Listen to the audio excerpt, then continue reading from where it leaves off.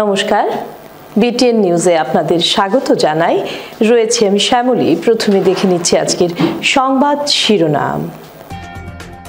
১২৯ বছর বয়সী যোগী স্বামী শিবানন্দ বাবার দেহাবসান, দেশ জুড়ে ভক্তমহলে শোক।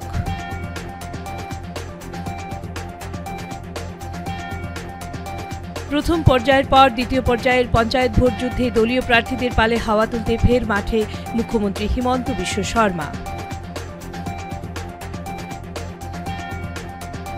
নিখিল বিশ্ব অখণ্ড সংঘের প্রধান তপন ব্রহ্মচারী দাদামণি ৫ই মে সোমবার শ্রীভূমি সফরে।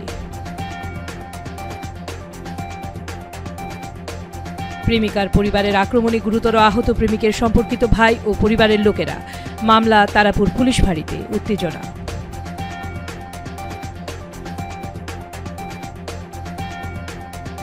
শিলচর ডিএসের ১৬তম যুগসংঘ কাপ অনূর্ধ্ব ১৫ prize money school and academy football শুরু সোমবার থেকে।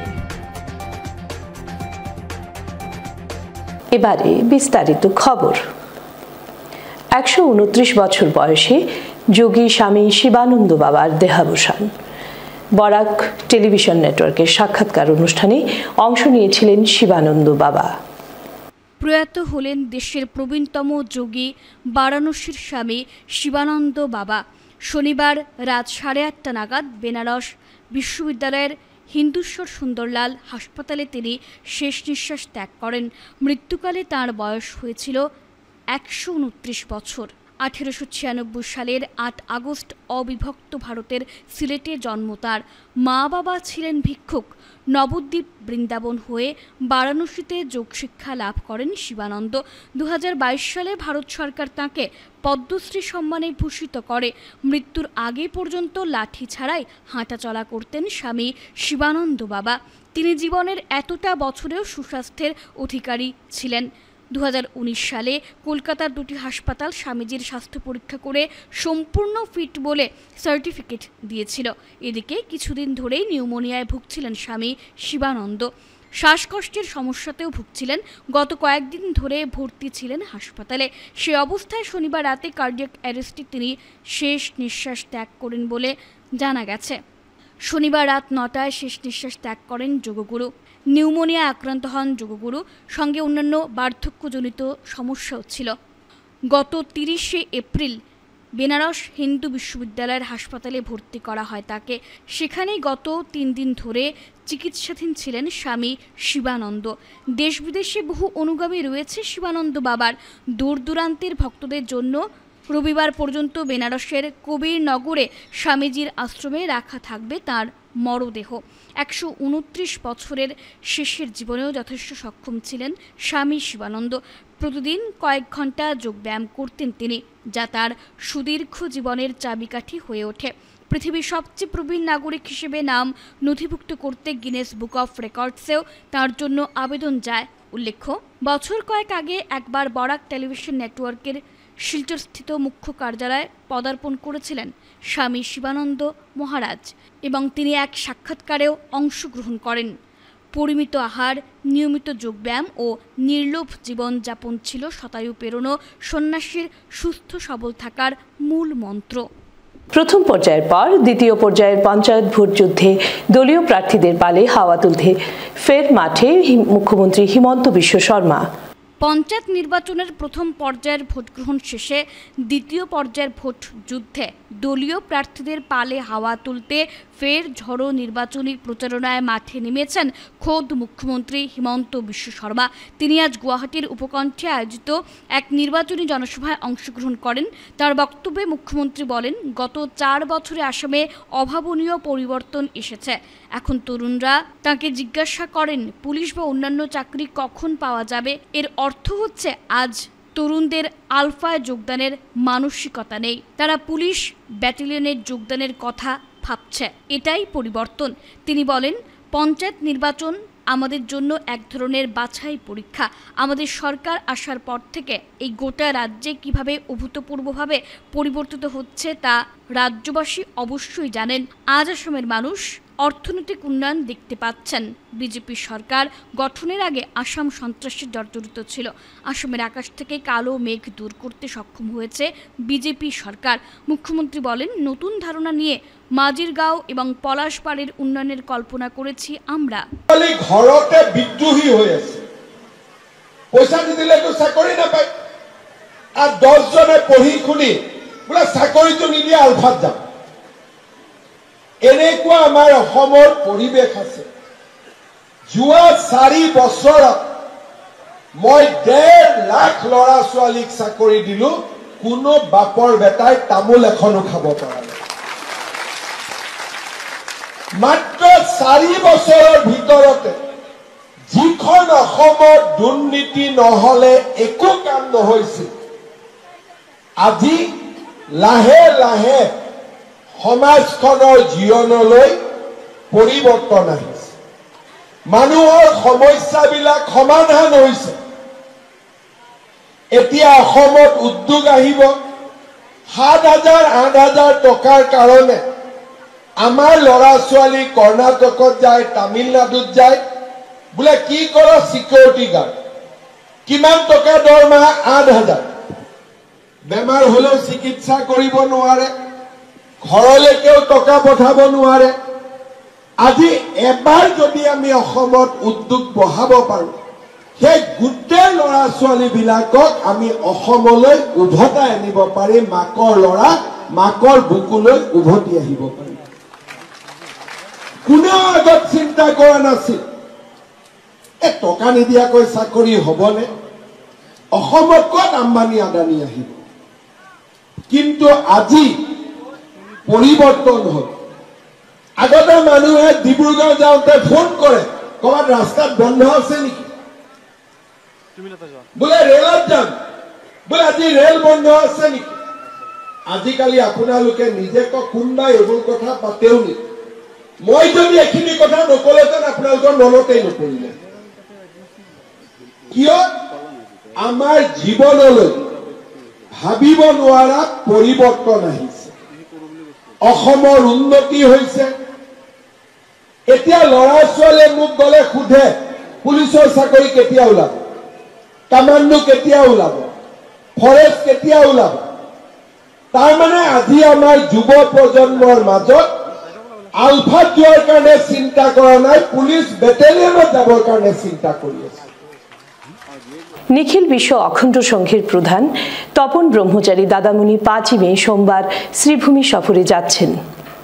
নিখিল বিশ্ব অখণ্ড সংঘের প্রধান তপন ব্রহ্মচারী দাদামণি বরাক উপত্যকায় 8 দিনের সফরে গত 2রা মে শিলচরে পদার্পণ করেছেন। এই সফরের অংশ হিসেবে তিনি 5 মে সোমবার দুপুর 12টা নাগাদ শিলচর অযাচক আশ্রম থেকে শ্রীভূমির উদ্দেশ্যে যাত্রা করবেন। শ্রীভূমি বাইপাসে পৌঁছলে তাকে বরণ করে নেওয়া হবে বিশাল গাড়ি ও বাইক শোভাযাত্রার মাধ্যমে। শোভাযাত্রা শেষ হবে উৎসব প্রাঙ্গণের পাশে অবস্থিত অনুরাগ দত্তের বাসভবনে। সেখানে সংঘপ্রধানকে উষ্ণ সংবর্ধনা জানানো হবে এবং বিকেলে তিনি ভক্তদের দর্শন দেবেন। 6 মে দিনটি সংরক্ষিত থাকবে। 7 মে সকাল 9টা থেকে শুরু হবে অখণ্ড দীক্ষা, উপনয়ন, হাতেখড়ি, অন্নপ্রাশন ইত্যাদি অনুষ্ঠান। সন্ধে 7টায় প্রদর্শিত হবে স্বামী স্বরূপানন্দজির জীবন ও আদর্শকে কেন্দ্র করে নির্মিত ছায়াছবি ওঙ্কারের জয়যাত্রা।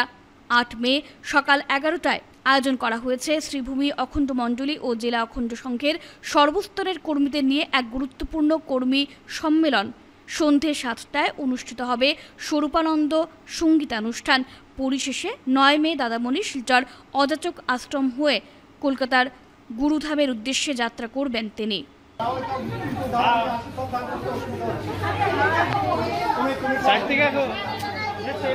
প্রেমিকার পরিবারের আক্রমণে গুরুতর আহত প্রেমিকের সম্পর্কিত ভাই ও পরিবারের লোকেরা মামলা তারাপুর পুলিশ ফাঁড়িতে।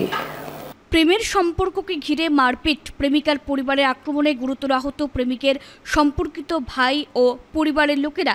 ঘটনাটি ঘটেছে শিলচর তারাপুরের চানমারি এলাকায়। জানা গেছে শিলচর তারাপুরের মদনমোহন রোডের শান্তু বাল্মীকি ও চানমারির বিনিতা গিলের মধ্যে দীর্ঘদিন ধরে প্রেম চলছিল। তাদের প্রেম মেনে নিতে পারছে না মেয়েটির পরিবার। শেষ পর্যন্ত প্রেমিক শান্তু বাল্মীকির সম্পর্কিত ভাই সুমিত বাল্মীকি ও তার পরিবারের ওপর আক্রমণ করেন মেয়েটির বাবা ও ভাই। তাদের ধারালো অস্ত্রের আঘাতে গুরুতর আহত হন সুমিত বাল্মীকি। এদিকে এই ঘটনাকে কেন্দ্র করে শান্তর নিকটাত্মীয়রা তারাপুর পুলিশ ফাঁড়ি ঘেরাও করে আক্রমণকারীদের গ্রেফতারের দাবি জানান। এদিকে খবর পেয়ে ছুটে আসেন তারাপুর এলাকার সমাজসেবী রানু দাস। তিনি উত্তেজিত পরিস্থিতি সামাল দেন। শিলচর ডিএসের ব্যবস্থাপনায় 16তম যুগশঙ্খ কাপ অনূর্ধ্ব 15 prize money school and academy football শুরু হচ্ছে সোমবার থেকে। শিলচর ডিএসের ব্যবস্থাপনায় 16তম যুগশঙ্খ কাপ অনূর্ধ্ব 15 prize money school and academy football competition শুরু হচ্ছে সোমবার থেকে। এ, বি, সি এবং ডি এই 4টি গ্রুপে 12টি দল অংশগ্রহণ করছে। খেলা হবে শিলচর স্পোর্টিং এবং ইন্ডিয়া ক্লাবের মাঠে। রবিবার বিকেলে ডিএসের তুলসীদাস বণিক কনফারেন্স হলে আয়োজিত এক সাংবাদিক সম্মেলনে এ কথা জানালেন উদ্যোক্তারা। তারা জানান, সোমবার উদ্বোধনী ম্যাচে এসসি বিদ্যাপীঠ খেলতে নামবে দিল্লি পাবলিক স্কুলের বিরুদ্ধে। এছাড়াও রয়েছে Adharchand HS school, Itkhola football coaching centre, moonlight sports academy, new Oxford school, residential special training centre, government boys school, M Alam Chowdhury senior secondary academy.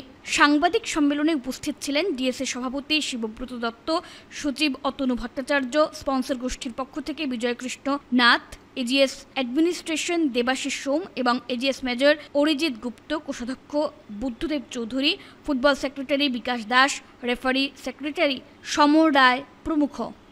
পক্ষ থেকে ওনাকে আমি বিশেষ করে ওনাকে আমি ধন্যবাদ জানাচ্ছি। এছাড়া মঞ্চে আছেন আমাদের প্রেসিডেন্ট, আমাদের জেনারেল সেক্রেটারি, আমাদের respected treasurer, AGS sports admin, AGS sports major এবং আমার রাইট সাইডে আছেন আমার বন্ধুবর শ্রী সমর রায়, লেফটি সেক্রেটারি। আমার সাংবাদিক ভাইরা, আমরা এবার যে খেলাটা স্টার্ট করতে যাচ্ছি একটু লেট হয়েছে শিডিউল, কিন্তু প্রথমে এই বছর এই খেলাটি হওয়ার কথা ছিল। আমি একটা এন্ট্রি নোটিশ পাঠিয়েছিলাম, তখন স্কুলগুলো আমাকে নানা ধরনের অসুবিধা বলার পরে বললো এটা পরে বললো হয়, কিন্তু 7 days পরে আমাকে বললো হয়। এরপরে অন্য অসুস্থ থাকার ফলে আমরা একটু পিছিয়ে গেলাম। এটার মুখ্য কারণ হচ্ছে 2টা গেম এইবার আমাদের গাড়ি চাপিয়েছে। এখন বিশেষ করে এই যে ক্যাপ্টেন এনএনগুপ্ত যেটা হলো, সেটা নিয়ে সবের একটা নতুন ব্রাঞ্চের একটা কমিটমেন্ট ছিল এই খেলা দেওয়ার জন্য। এই খেলা নিয়ে সবে একটা আলাদা প্রস্তুতি তৈরি ছিল। এছাড়া হচ্ছে যে বরদলি ট্রফিটা গভর্নমেন্টের একটা খেলা, আপনারা জানেন। এই খেলাটা আমরা এখানে পরিচালনা করা হচ্ছে, 8টি দল নিয়ে করেছিলাম আমরা। সেই খেলাটিও আমাদের করতে হয়েছে। এর পরবর্তী বাকি আমার সব খেলা শেষ, কিন্তু এই বছর যে 24-25-এর এই যে যুগসংঘ কাপটা, এটা 24-25-এরই থাকবে। এটা আমি 25-এর ক্যালেন্ডারে নেব না, 25-26-এর ক্যালেন্ডারে নেব না। আমার ফুটবল ব্রাঞ্চে এই ক্যালেন্ডারটা থাকবে 24-25-এর খেলা।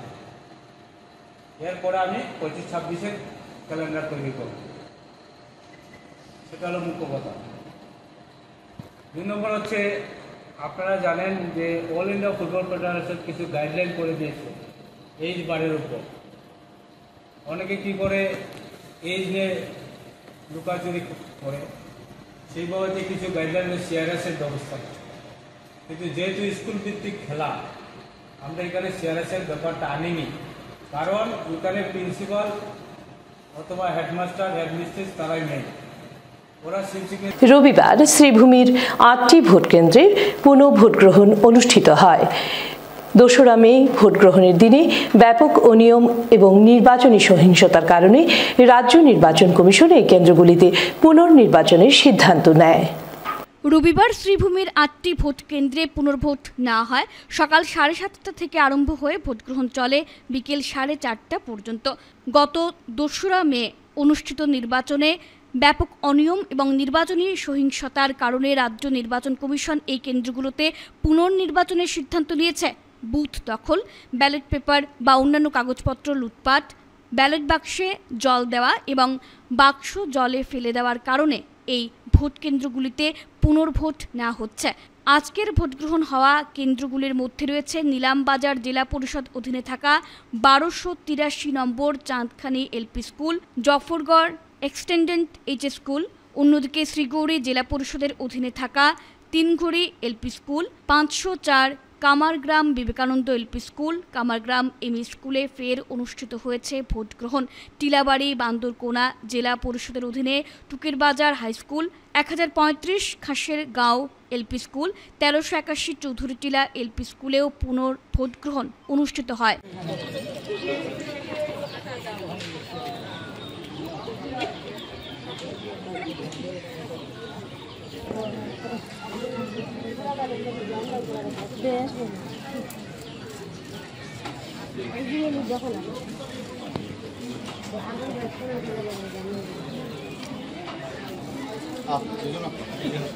শিলচরের রাজপথে আবর্জনা, নীরব প্রশাসন।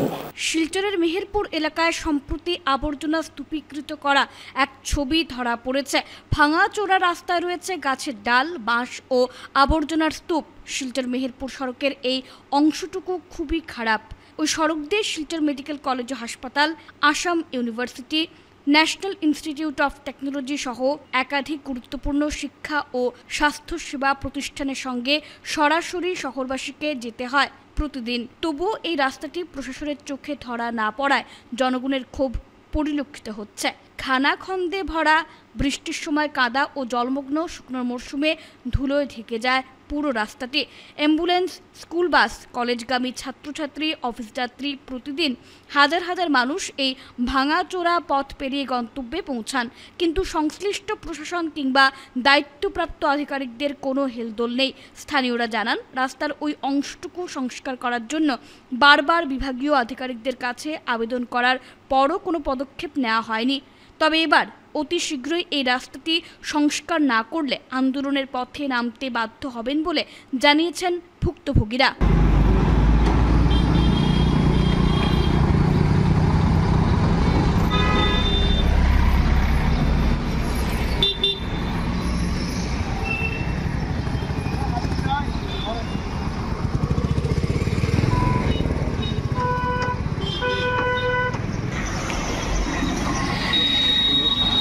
রয়েছে সড়কের এলাকায়, এখান থেকে যাচ্ছে লাউ গাছ দিয়ে রয়েছে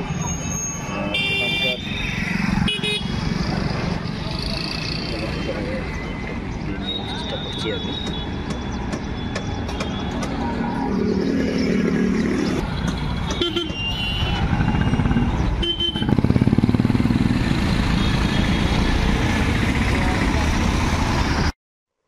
আমার নাম সাগর চৌধুরী, আমি মেহেরপুর বারবার থাকি। আমরা মেহেরপুর ইটের রোডটা আছে, এটা মেডিকেল রোড। এখানে কিরকম ভাঙ্গা দেখো, মানুষ কত রিস্কি জায়গা এটা, মানুষ আইতে যেতে বহুত বিপদ থেকে ভাবলেন।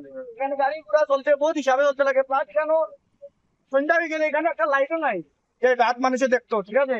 মানুষ পিঠ যায়, আমরা এখানে বন্ধ করিয়া রাখছি, মানুষ পিঠে গাছটা দেখে না, এর মধ্যে পুরা তারা মরতে মরতে অবস্থা বাঁচিয়া যায়। গাটার যে কোনো লাইট নাই, এর লেগে গাছটা দেখতো না। আমি প্রশাসনের কাছে একটাই হইতে চাই, যাতে আমরা মেহেরপুর গীতা মেডিকেল রোড একটা ইমার্জেন্সি যদি পেশেন্ট যায়, তোমার অ্যাম্বুলেন্স দেওয়া যায়, যদি তারা কোনো দুর্ঘটনা ঘটে, তাই দায়ীটাকে নিব, আপনারা নিবানি দায়ী। হ্যাঁ, আমরা প্রশাসনের কাছে একটাই অনুরোধ, যাতে এই রাস্তাটা জলদি থেকে জলদি ঠিক হোক, নাইলে আমরা এই রাস্তাটা প্রটেস্ট করতে বাধ্য হই। বেজান অ্যাক্সিডেন্ট হয়েছে, বেজান অ্যাক্সিডেন্ট যে কারণে আমরা এই রাস্তা ব্লক করিয়ে রাখছি, যাতে মানুষের দেখুক রাস্তাটা ভাঙ্গা আছে সুন্দরবনে। ভিনধর্মী যুবক এক হিন্দু যুবতীকে প্রসূতি চিকিৎসকের কাছে নিয়ে যাওয়ার ঘটনায় তীব্র উত্তেজনা শ্রীভূমির নীলমণি রোডের চিকিৎসক লিপি দেবের চেম্বারে। আটক ভিনধর্মী যুবক ও যুবতী। ভিনধর্মী যুবক এক যুবতীকে প্রসূতি চিকিৎসকের চেম্বারে চিকিৎসার জন্য নিয়ে যাওয়ার ঘটনাকে কেন্দ্র করে তীব্র উত্তেজনার সৃষ্টি হয় নীলমণি রোডে চিকিৎসক লিপি দেবের চেম্বারের সম্মুখে। ঘটনার কিছুক্ষণের মধ্যেই পুলিশ ঘটনাস্থলে পৌঁছে আটক করে ভিনধর্মী যুবক যুবতীকে। হিন্দু সংগঠনের লোকেরা খবর পেয়ে ঘেরাও করে চিকিৎসক লিপি দেব সিনহার বাসগৃহ। ভিনধর্মী যুবককে আটক করে উত্তম মধ্যম দিয়ে পুলিশের হাতে তুলে দেওয়া হয়। জেলার নিলামবাজার এলাকার বাহারুল ইসলাম নাথ পদবীর এক যুবতীকে নিয়ে যায় চিকিৎসকের চেম্বারে। সংগঠনগুলোর অভিযোগ, বাহারুল ওই তরুণীকে গর্ভবতী করেছিল। খবর পেয়ে বজরং দলের সদস্য সহ স্থানীয় জনগণ উপস্থিত হয়ে যুবক যুবতী দুজনকে আটকে রাখে। পরবর্তীতে পুলিশ তাদের করিমগঞ্জ সদর থানায় নিয়ে যায়।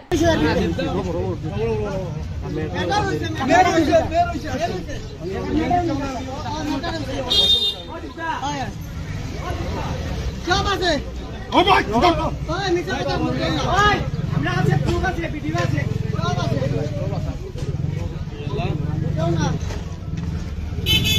লাগে কি তা লাগি জিকার হয় না দাদা তোর লাগে তো আসিল না না না ও তোর লাগে আসিল তোর বাঁচালি লাগি তো আইছ এটু হয় সোয়ালি সব সোয়ালি মেসেজ চলি গেল গুড মর্নিং টু শুনো ভাই এতিয়া সোয়ালিটো তাৰ লগত আহি আছে তাৰ লগত এটু বৰ্তমান হিন্দু নাম লৈছে এই পিছতে কই আটো দেখো এটু হিন্দু লাগাইছে কৰো আছে সব কৰি আছে 10 মিনিট আইতো করছি তারে 10 মিনিট আইতো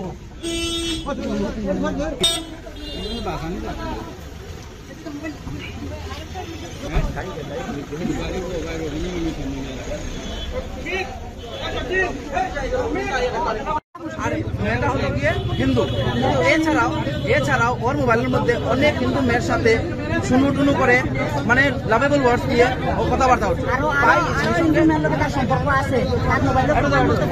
সেই সঙ্গে আমরা যখন ওকে পাকড়াও করার পর ও নিজের সবকিছু আমাদের সামনে বলেছে এবং সঙ্গে সঙ্গে আমরা পুলিশের হাতে আমরা ধরে দিয়ে দিয়েছি।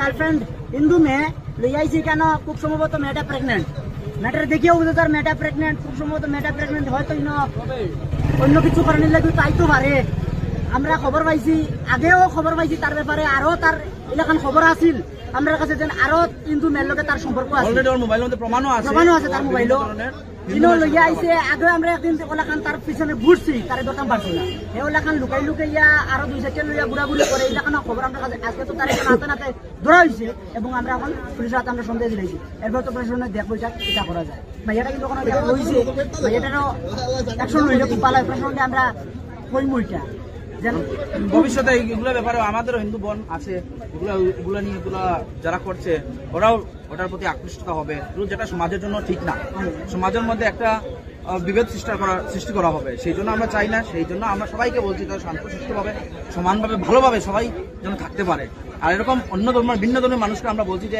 ওদের মা বোনের দিকে আমরা কোনো চোখ দিই না ওরা যেন আমাদের মা বোনের দিকে কোনো চোখ দেয় না আর যদি দেয় তাহলে বজরং দল কোনোদিন মুখ বন্ধ করে থাকবে না।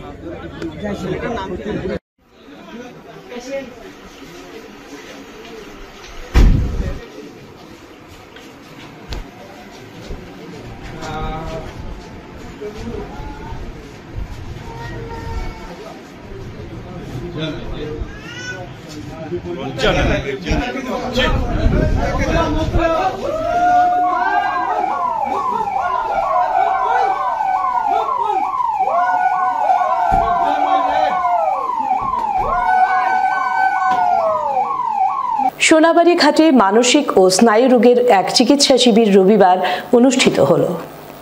সোনাবাড়ি ঘাটে মানসিক ও স্নায়ু রোগের চিকিৎসা শিবিরের পাশাপাশি মানসিক রোগের উপর এক সচেতনতা সভা অনুষ্ঠিত হয়। এলাকার বিশিষ্ট নাগরিক তথা প্রাক্তন অধ্যক্ষ আইনুল হক মজুমদারের পৌরোহিত্যে সভায় ডাক্তার প্রসেনজিৎ ঘোষ অতি সাবলীল ভাষায় বক্তব্য রাখেন। তিনি বলেন, চিকিৎসা বিজ্ঞানের মাধ্যমে মানসিক রোগীকে সুস্থ করা যায়। তিনি আফসোস করে বলেন, দেশের 85% এই রোগের কোনো চিকিৎসা করা হয় না, উল্টে তন্ত্রমন্ত্র বা ঝাড়ফুঁকের আশ্রয় নেন সাধারণ মানুষ। তিনি সম্পূর্ণ চিকিৎসা করানোর অনুরোধ রাখেন। সাধারণ মানুষকে এ বিষয়ে সচেতন করতে মাসে একদিন পঙ্কজ ঘোষ ফাউন্ডেশনের ব্যানারে বরাকের আনাচে কানাচে সচেতনতা ও চিকিৎসা শিবিরের আয়োজন করেন মহিলা ড্রাইভিং স্কুল ইকরার উদ্যোগে এবং পঙ্কজ ঘোষ ফাউন্ডেশনের ব্যবস্থাপনায় মানসিক ও স্নায়ু রোগের চিকিৎসা শিবিরের আয়োজন করা হয় সোনাবাড়ি ঘাটে। এতে উপস্থিত ছিলেন মঞ্জুর আহমেদ মজুমদার, আশরাফ হোসেন মজুমদার, প্রীতম ভৌমিক, অগ্রদীপ দত্ত, সুজয় দেব, কিরণ ঘোষ, সজল দাস প্রমুখ। কারণ যেটা আপনার প্রেশারটা এনি টাইম আমরা সকালে যে ওটা হালাল বল হয় এখন আপনার ওপেনটা দিলে এবার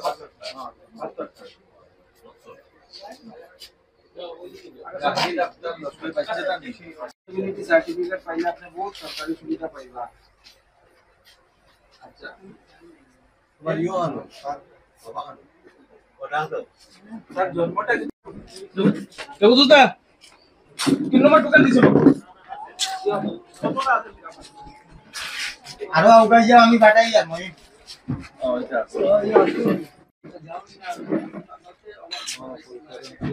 আইও মাইনা লগে দিতে আমা যাও না ভাই ওকো কোথা ভাই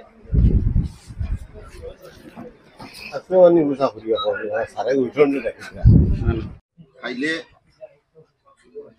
হাত বুক লাগবো। বার্তাটা সবার মধ্যে পৌঁছে দেন যে মানসিক রোগ যদি সঠিকভাবে সুন্দরভাবে মানসিক রোগ বিশেষজ্ঞর কাছে নিয়ে যাওয়া হয় 80 থেকে 90% রোগীরই সম্পূর্ণ সুস্থ হওয়ার আশা থাকে। আরেকটা কথা বলবো, আজকে যেহেতু একটু দেরি হয়েছে আমি বেশি বক্তব্য দীর্ঘায়িত করব না।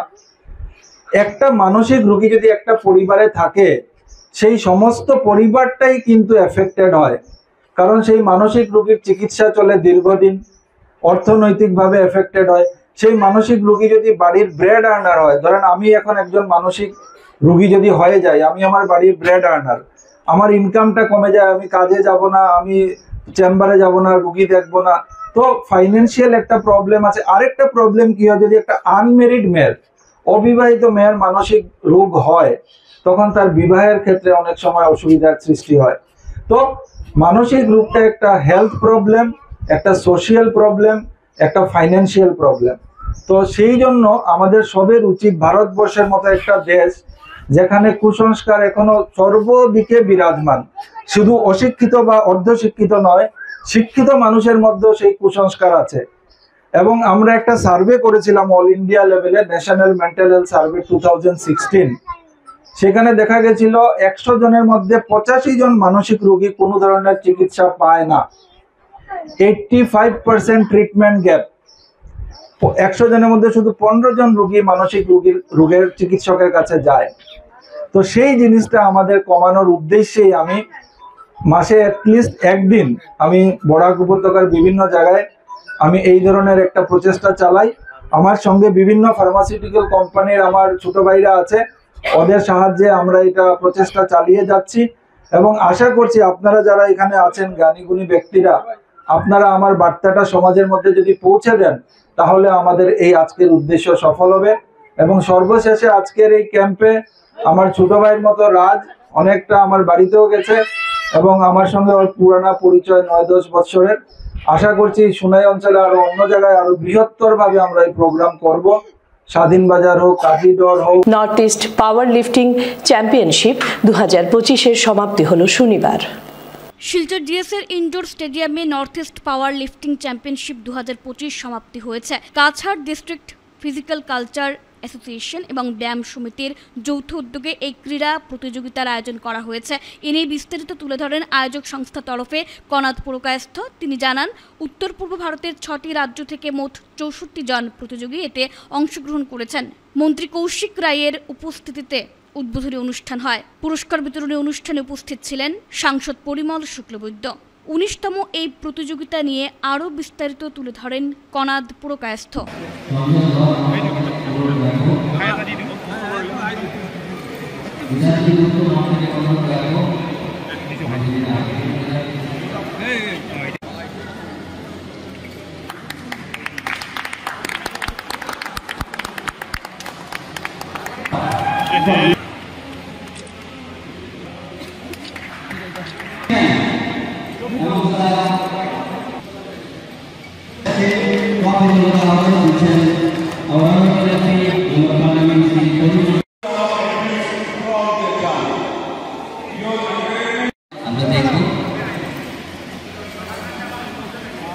সুদীপদা রয়েছেন, হিমাংশুদা রয়েছেন, এবং আমাদের সাংবাদিক দাদারা রয়েছেন।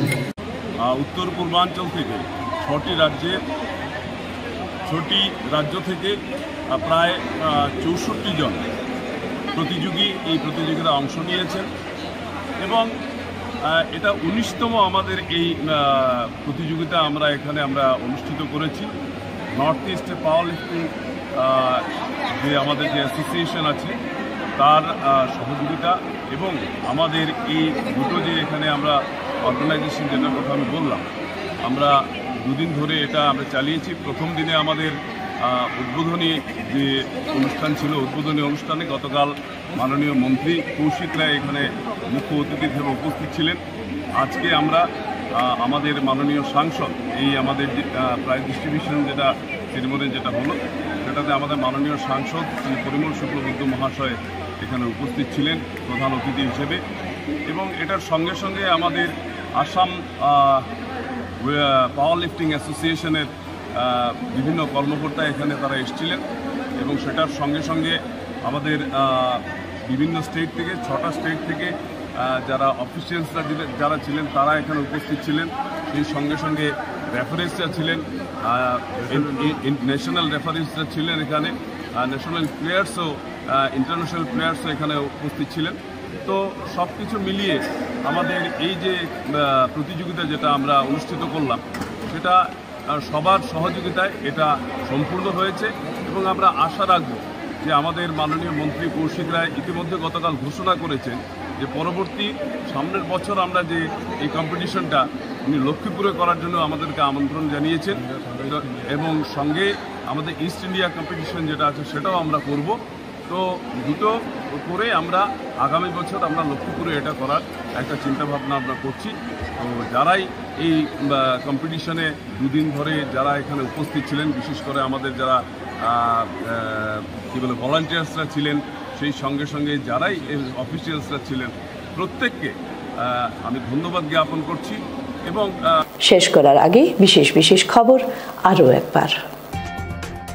129 বছর বয়সী যোগী স্বামী শিবানন্দ বাবার দেহাবসান, দেশ জুড়ে ভক্তমহলে শোক।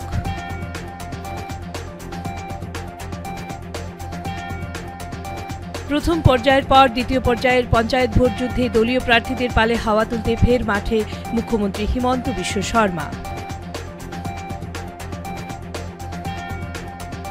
নিখিল বিশ্ব অখণ্ড সংঘের প্রধান তপন ব্রহ্মচারী দাদামণি 5ই মে সোমবার শ্রীভূমি সফরে।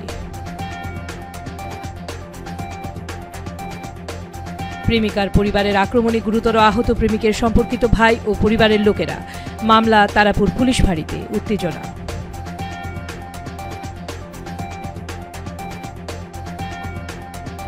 শিলচর ডিএসের 16তম যুগসংঘ কাপ অনূর্ধ্ব 15 prize money school and academy football শুরু সোমবার থেকে। বিটিএন নিউজ এখনকার মতো এ পর্যন্তই। ধন্যবাদ।